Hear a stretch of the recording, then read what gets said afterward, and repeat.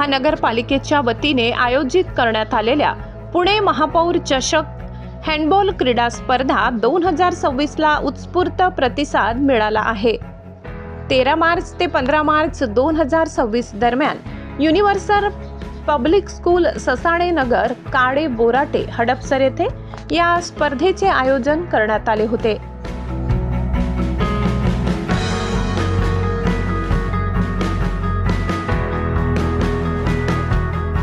या स्पर्धेचे उद्घाटन पुणे शहराच्या महापौर सौ मंजुषाताई नागपुरे यांच्या हस्ते बाबूराव सनत ग्राउंड येथे उत्साहात पार पडले। या संपूर्ण स्पर्धेचे नियोजन स्थानिक नगरसेवक माननीय मारुती आबा तुपे यांच्या मार्गदर्शनाखाली करण्यात आले। या स्पर्धेत पुणे जिल्ह्यातील जवळपास 30 संघांनी सहभाग नोंदवत क्रीडाप्रेमींना उत्कंठावर्धक सामने पाहायला मिळाले। स्पर्धेच्या यशस्वी आयोजनासाठी हँडबॉल असोसिएशन महाराष्ट्र राज्याचे महासचिव श्री राजाराम राऊत, पुणे जिल्हा हँडबॉल संघटनेचे सचिव राहुल चव्हाण, हँडबॉल असोसिएशन इंडियाचे सहसचिव रुपेश मोरे तसेच पुणे जिल्हा हँडबॉल संघटनेचे सहसचिव तानाजी देशमुख यांनी महत्त्वाची भूमिका बजावली। या स्पर्धेमुळे पुणे जिल्ह्यातील हँडबॉल खेळाला नवी चालना मिळणार असल्याची भावना उपस्थितांनी व्यक्त केली। क्रीडा संस्कृतीला चालना देणारी ही स्पर्धा खेळाडूंमध्ये मोठा उत्साह निर्माण करणारी ठरली आहे।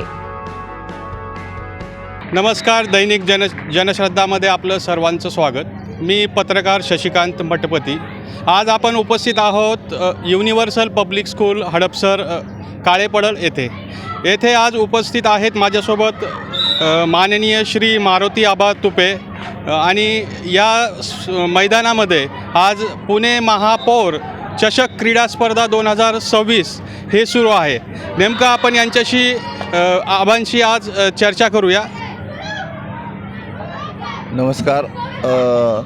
दिनांक 13, 14 आणि 15 पुणे महापौर क्रीडा स्पर्धा हँडबॉल जिल्हास्तरीय स्पर्धेचं आयोजन करण्यात आले आहे। पुण्यनगरीच्या महापौर मंजुषा दीपक नागपुरे ताईंच्या वतीनं या महापौर स्पर्धेचं आयोजन करण्यात आलेलं आहे।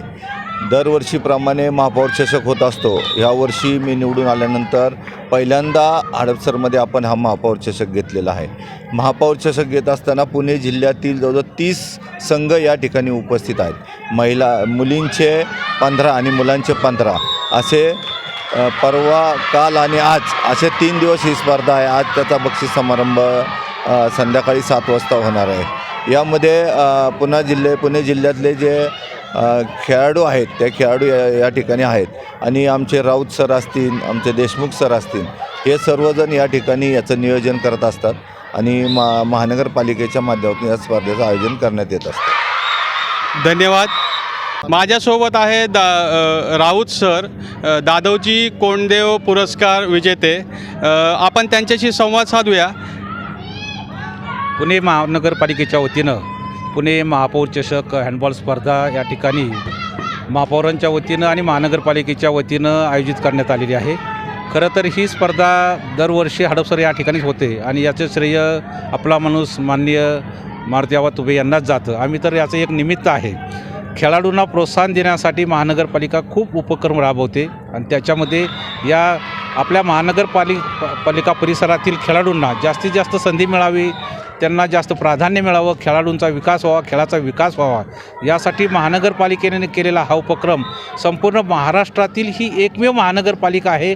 आम्ही संपूर्ण महाराष्ट्रभर फिरतो, भारतभर फिरतो, परंतु खेळाडूसाठी असणाऱ्या या सोयीसुविधा हे इंडोर स्टेडियम, विशेषतः हँडबॉलसाठी इंडोर स्टेडियम यावर्षी उभं केलेलं आहे। सुंदर अशी गॅलरी उभी केलेली आहे।